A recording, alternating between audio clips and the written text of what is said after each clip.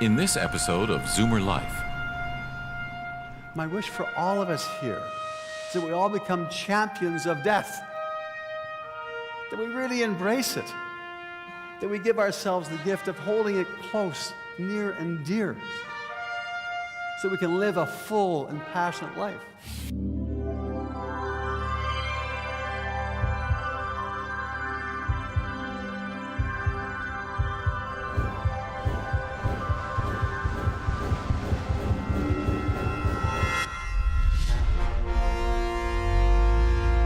ZoomerLife. Health, wellness, and longevity from the world's brightest minds. So seeing that we devoted this morning to hearing from speakers who offered up some tips for living better, I thought it would be appropriate to carry on in this group of speakers with some tips for how we can die better. Not the most rousing subject, I know, but the liveliest speaker that I've ever run across about the business of dying is Stephen Garrett. Actually, he exudes such enthusiasm for the prospect that I almost catch myself thinking, hey, that's not a bad idea. Stephen, come up and tell us why the hallmark of a good life would be a good death. Thank you. Hello. Moses is right. I'm a pretty excited guy about death. As a matter of fact, my next book is called Embrace Your Death, A New Lease on Life. And I gotta tell you, I had a hidden agenda about writing the book, Embrace Your Death. And I was hopeful that the great mystery of God would see me working my butt off to help people die well. And that somehow I would get the only get out of life alive pass in the universe. So my relationship with God is pretty tight. I got an email from God the other day. She sent it down to me. And she said, Stephen, I got some great news for you, honey. And then I got some good news. I said, well, give me the great news first. Well, yeah, she said, your book's going to be successful. It's going to be a #1 bestseller legitimately. And it's going to get translated into many languages. That's the great news. And I said, well, what's the good news? She said, you're going to die rich. So my hope that I would get out of here alive has been shattered. So I had to embrace my very own death and really get that I'm not getting out of here alive. It's over. And when I embrace that feeling of yikes, because it's hard to do, isn't it? I mean, when you think about it, you take a second and think, oh my God, I'm dying. I'm going to be out of here one of these days. It's hard to let in. But the coolest thing about it is the moment I got that I'm going to be dead, I was free to live. Can you understand that? It's like a coin. It's opposites. If I push my death away and deny it, and I'm afraid of it, by simple physics, I'm pushing my life away. And I'm afraid of it. I won't live fully just in case I die.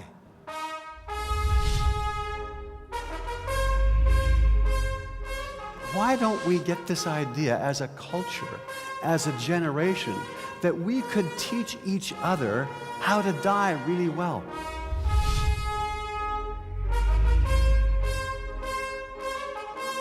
Get the latest ZoomerLife news, presenter information, and watch streaming video at www.zoomerlifeconference.ca.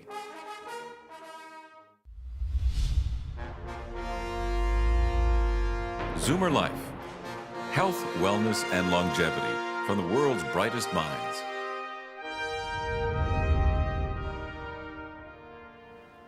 So I thought about this whole thing, and I read a study by our recently retired Senator Sharon Carstairs. And she said, our country is the most death-denying country on the planet. I thought, oh my God, where did that come from? Now, we're in a church, and some of it is because of our religion and the doctrine of religion. Some of it's because of pictures like the Grim Reaper. Some of it's because of TV shows like CSI. We're well trained about being frightened about death. But I took a look at it in a different way. Do you know that back in 1851, 87% of our population lived on the farms? Well, what's common in the farms? Nature, cycle of life, birth and death, planting seeds, harvesting seeds, having animals born, having the animals slaughtered. In 1951, 100 years later, 46% of us lived on the farms. More of us lived in the cities. In 2006, 20% of us live rurally. 80% of us are living urbanly. We're in a digital world which is opposite to the natural world. We're just out of practice with it. We don't see death anymore. We don't experience it. It's now almost a pathology. You saw the doctors this morning talking about it. It's almost like it's a pathology. You got to go to the hospital to die. So we're out of practice with being around death. For me, as I've started writing this book called Embrace Your Death, there's more life going on in this body than there's been in decades, because I've embraced my death fully. So this notion about let's be afraid of death, let's not talk about it, we need to change. Now, we're the baby boomer generation, most of us, correct? We brought in free love and pot and all kinds of crazy stuff. I got a really cool idea. You know, one of the things I've learned about being around death is that legacy, what we leave behind, is really important. So I've got this notion that this generation of mine, because I'm a Zoomer, I turned 62 about 7 days ago, my wife threw me an amazing party, is why don't we get this idea as a culture, as a generation, that we could teach each other how to die really well. We could teach our children that death is okay. We could teach each other how to plan for it. I got my whole death planned out. I'm going to have a hell of a party before we go. When my father died, Lloyd, what a great guy. He's in a coffin, and there's a hell of a party going on. I mean, what a ripoff. I thought to myself, why would I go? Why would I leave? Why wouldn't I have a party before I died? It's called a living funeral. Write that down, a living funeral. I've got my whole living funeral planned out for myself. I'm playing my music, much to my wife's chagrin. I'm playing the Beatles, Men at Work, the Rolling Stones. I'm going to have my cribbage board there. I'm going to play some crib. I'm going to drink a rum and coke. I'm going to have a hell of a good time. Do you know that 77% of Canadians do not have any plans for their death? That they leave it all to their families? It's crazy. What we can do is we can start to talk with each other about death. I've spoken with my wife. I've spoken with my kids. I'm bringing the conversation about death out of the closet so we can talk about it. We can look at each other. When my father died, thank goodness, we had a conversation about it. He was in a hospital. He was in a bed. Now, my dad loved to play golf. He loved to play cribbage. He loved to have a Jack Daniels with his friends. He's lying in a hospital bed, and he's plugged into all these crazy-ass machines. Up his nose, in his ears, everywhere else. Every hole in his body was full of a tube. He said to me, son, he said, this isn't loving kindness. You're keeping me alive for you guys. And you know what? He was right. He was right. Lloyd was right. The whole family was keeping him alive because we were going to miss him. So I said, Dad, why'd you call? He said, well, son, we got to have a conversation. Oh, I knew what the conversation was going to be. I'm his eldest son. He said, boy, we got to make a change here in the hospital. He said, it's not very good for me here. My buddies, you know, they don't stick around very long. I can't go golfing. I haven't got my glasses, so I can't play crib. And they won't let me have Jack Daniels. I said, why not, Dad? He said, I got to ask the doctor to unplug me. He said, what do you think I should do, son? Go ahead, Pops. If that's what's going to serve you, if that's what's in your deepest heart, I support you 100%. In that moment, speaking with my father, that frankly about death, we felt love for each other. It was so incredible. At the end of the call, he said, you know, who do you think I should phone next? It's the doctor? I said, no, hang on, Dad. Slow it down. You better phone your wife. You better phone your other kids. You better get them involved in the conversation. Then call the doctor. And my dad never said I love you to me ever before. It was just his way. He was, you know, a tough army guy. I just didn't do it. But before he hung up the telephone, my father said to me, hang on, son, hang on. I love you. What a gift. And I said, Dad, I love you too. When I hung the phone down, I knew I would never see him again. He was going to get unplugged. The next call I got was from my mom at midnight. Your father's dead. But in that conversation about death with my father, I got to see life in its fullest and felt a deep, profound love for my dad. Understand that? It came out of a conversation about death. But if we didn't have the conversation about death, I would never have known how deeply my father loved me.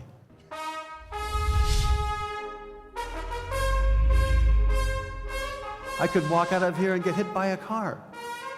Did I give everything I have to you today? Yes, because I don't know I've got tomorrow. And this is one of the most beautiful things about death, is it reminds me that I've only got today.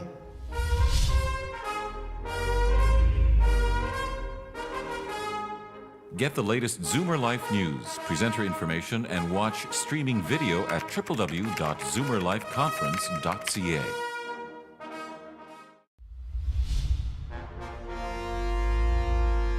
ZoomerLife.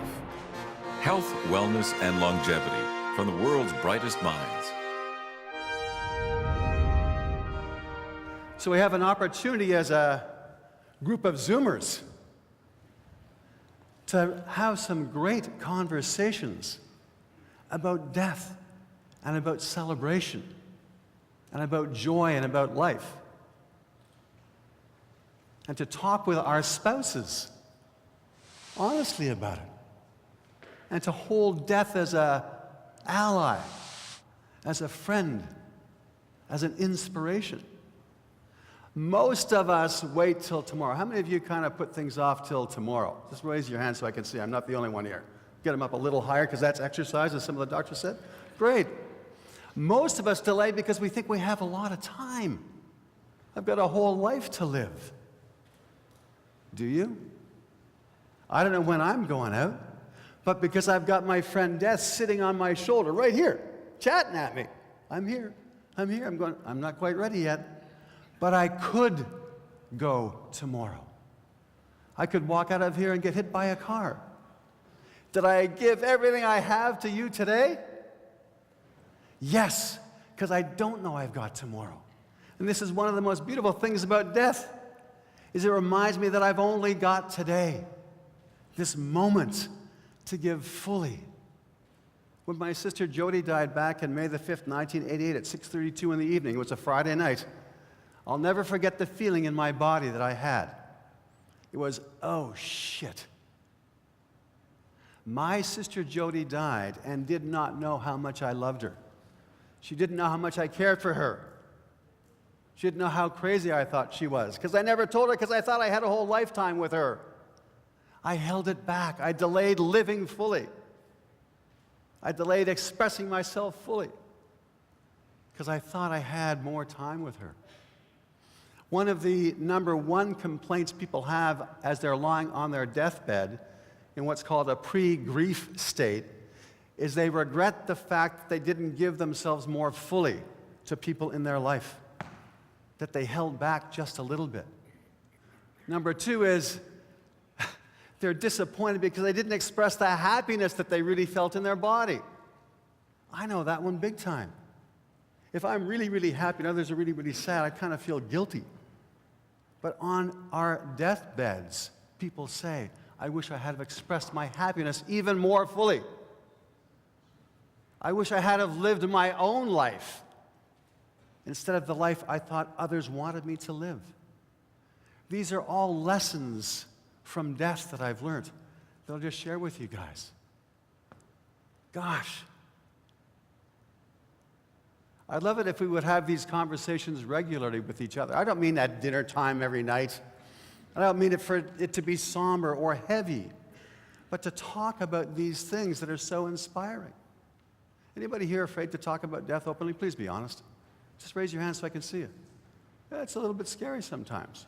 How would you say to your son, and I did this last Saturday, Oliver, honey, I got to tell you something. I'm dead in a few years. He said, I know, Dad. And I said, before I go, I want you to check with my wife, Sonora, and I want you to see what role you're going to play in my death celebration. And by the way, honey, I love you, and I'm so proud of you. You're such a fine young man. I didn't want my son to not know what a cool guy he was because I thought I had a few more years to tell him. Is this making sense? So my wish for all of us here, we're a baby boom generation. My wish for all of us here is that we all become champions of death, that we really embrace it, that we give ourselves the gift of holding it close, near and dear, so we can live a full and passionate life.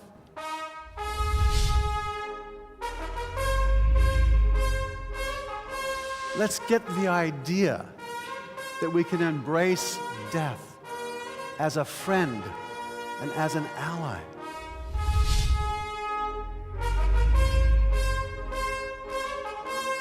Get the latest ZoomerLife news, presenter information, and watch streaming video at www.ZoomerLifeConference.ca.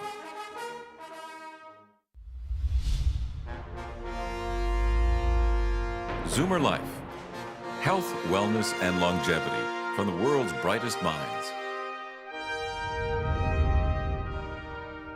I was in Bali a year ago on a tour, and I got invited to go and see a cremation. I thought, oh, that's kind of like, I'm on vacation, I want to go and see a cremation.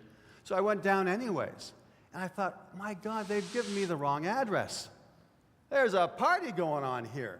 They had bands playing, they had a parade, they had barbecues, they had food, and I said to my wife, where are we? This can't be a cremation, but it was. They were celebrating a life lived. And yes, there was sadness. And yes, there was some grief and some sorrow. It's not to deny that at all. But they were celebrating an amazing life that somebody had lived. They had bonfires and fireworks, and that reminds me, honey, could you make sure there's a parade for me? Would you? So that's really all I have to say is, let's get the idea that we can embrace death as a friend and as an ally.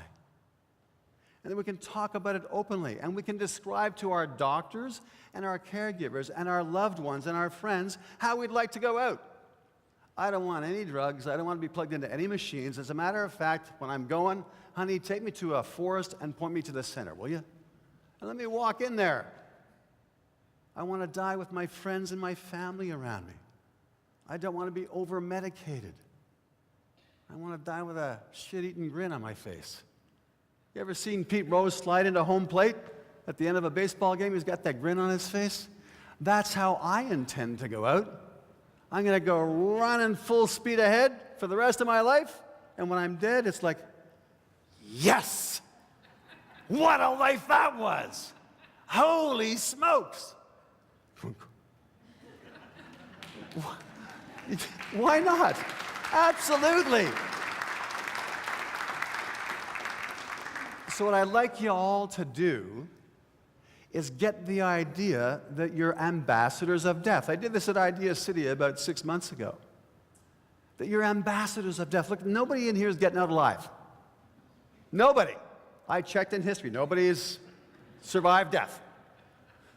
57 million deaths a year on this planet.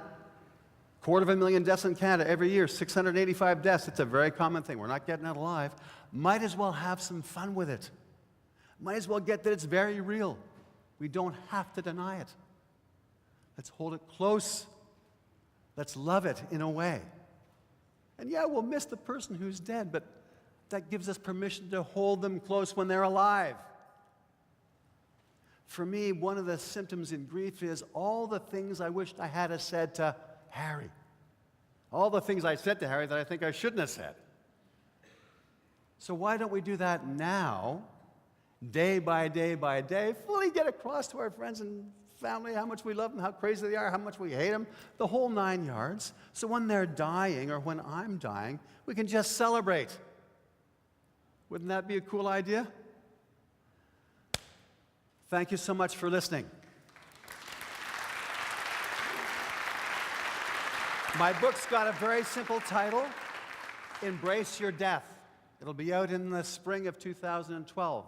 My website went live today. It's Embrace Your Death. It's very simple. Please come have a look at my website. Thank you for listening. Appreciate it very much.